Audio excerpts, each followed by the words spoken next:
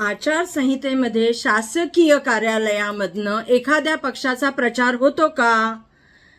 महिला आयोगाच्या अध्यक्ष माननीय रुपालीताई चाकणकर यांचे आम्ही आत्ताच फोटो आणि रील आणि व्हिडिओ पाहिले की महिला आयोगाच्या ऑफिसमध्ये बसून त्या चक्क त्यांच्या राष्ट्रवादी अजित पवार गटाच्या कॅन्डिडेटचा प्रचार करतायत, पत्रकं वाटतायत.